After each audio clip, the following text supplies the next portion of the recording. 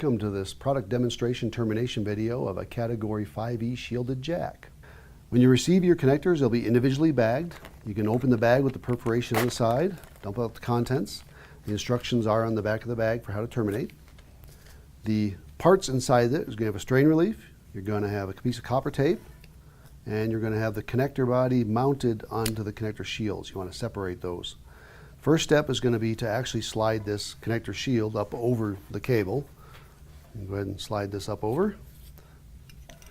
Next step is going to be to prepare the cable. I'm going to do about a 2-inch strip. I'm going to use a cigar cutter style stripper. I'm going to use the minimum spin.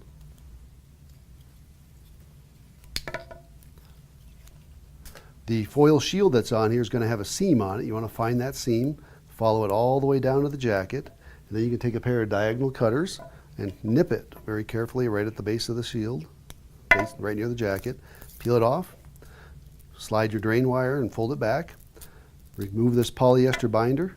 You want to do the same thing you did with the shield, is go ahead and grip it and kind of pull it and find the seam. Once you find the seam, follow it all the way down to the jacket, nip it, peel it off. Now you can take the copper tape and anchor the drain wire. So I'm going to take the copper tape, we'll separate it. You want to put the copper tape on as close to the edge of the jacket as possible without going over. If you go over this, you could actually cut your conductors with the copper tape. So you don't want to do that. So you want to get as close as possible without going over. Fold it on. Remove your excess drain wire. Take your flush cutters and cut them off flush there. Now I'm going to go ahead and take my connector body. The color code in here, you can see two colors always remain constant. The brown pair and the blue pair always stay in the same location in the same setup. Basically the orange and the green pairs change based on whether it's 568A or 568B. Easy way of doing this is you want to line this up and set your conductors according to the same format. So here's my brown and my blue. I'm going to separate these away. So I've got brown and blue, and then I've got basically green and orange. So I want to separate these kind of in the location they got to go. So that's kind of how they're going to sit in there. Now I'm going to untwist the pairs, but I don't have to untwist the whole thing. I just want to grip the cable firmly, give it a couple spins to kind of open up a loop at the base, but while still leaving the top part completely twisted.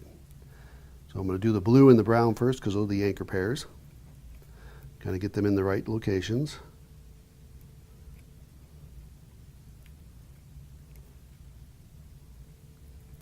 Now I'm going to take those loops and set them down inside here. Set my conductors in the right slots.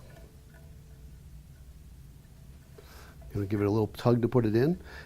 And a helpful hint here is you can use a 110 insertion tool, such as this, and just gently pop those in place to anchor them down.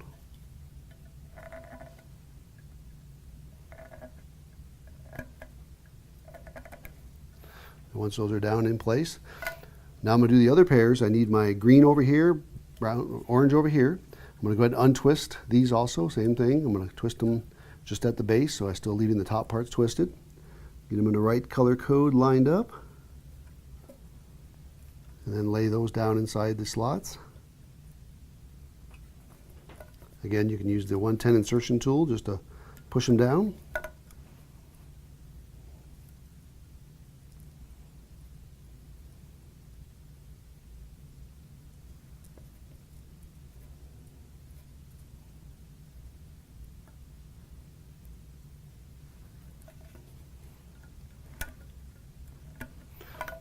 Okay, all my pairs are in place.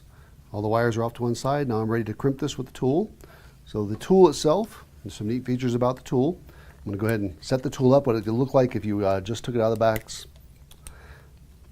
Tool would be latched like so. If you move this latch and don't secure it, it can actually stop you from closing the tool, which can be frustrating. So you want to go ahead and pop it in the latch it belongs. That keeps it in place. The tool, if you look at the front here, there's actually cavities on the sides here where the keystone latches click into place. And that's an alignment tool that shows you that the connector is actually seated correctly. So I'm going to go ahead and lay this in here. Make sure it's all lined up, everything's good. Make sure my blades are lined up. I'll go ahead and crimp. Pull it out.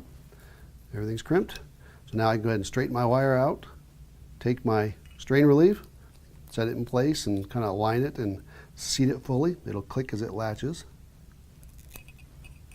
And the last step is to put the connector body up in place. So slide that in there and click. And then the back side here, you can actually grip it with your fingers, or you can use a pair of pliers to go ahead and close it. And there's your connector completely terminated.